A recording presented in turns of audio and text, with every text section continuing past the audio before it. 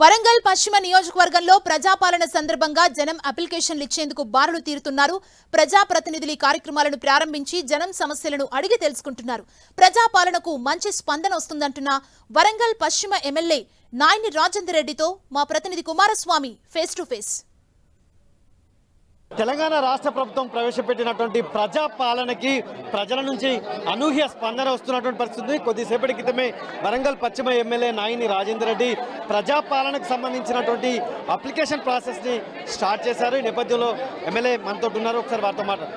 రాజేందర్ రెడ్డి గారు, అంటే ప్రజాపాలనకు సంబంధించినటువంటి గ్రామ సభలకు ఏ రకమైనటువంటి రెస్పాన్స్ వస్తుంది, లబ్ధిదారులు ఏ రకమైనటువంటి అప్లికేషన్స్తో మీ ముందుకు వస్తుంది? బ్రహ్మాండమైన స్పందన, పండుగ వాతావరణం, ప్రజలకు మరోసారి స్వాతంత్రం వచ్చింది అనే దాని విధంగా ఇలా ప్రజలలో ఆనందం చూస్తున్నాం.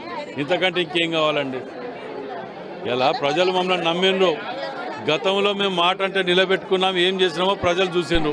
ఇవాళ ఏం చేయబోతున్నామో చెప్పినాం, నమ్మి మమ్మల్ని ఆశీర్వదించి ప్రభుత్వానికి ఇచ్చిండ్రు.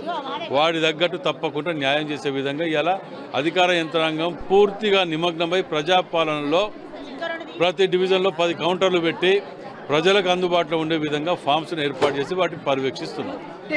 మీరు సీనియర్ రాజకీయ నాయకుడిగా ఉన్నారు, ప్రజాప్రతినిధిగా ఎమ్మెల్యేగా ఇప్పుడు అయిన తర్వాత వివిధ రకాల ప్రజలు 6 గ్యారంటీస్ కోసం ఏ రకంగా ఎదురు చూస్తున్నారు? వాళ్ళని చూస్తే ఏమనిపిస్తుంది? వాళ్ళు చూడండి, పాపం వారికి ఏ అనుమానం ఉన్నా కౌంటర్లలో వారి అనుమానాలను నిర్వీర్యం చేయడానికి, ఏవి ఉన్నా క్లారిఫై చేయడానికి అక్కడ అధికారాన్ని ఏర్పాటు చేయడం జరిగింది. రేషన్ కార్డు లేకుండా ఉన్నదని ఇంకోటి ఉండదు, ఇవన్నీ తప్పు. రేషన్ కార్డు ఉన్నా లేకున్నా అప్లై చేసుకోండి.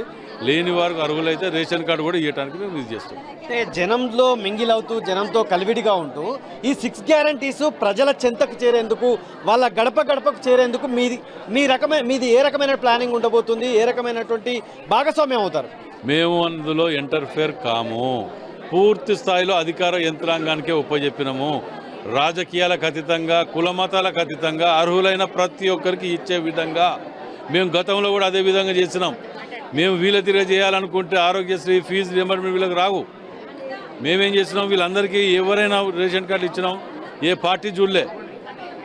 కాబట్టి అదే ప్రకారం మళ్ళీ పోతున్నాం.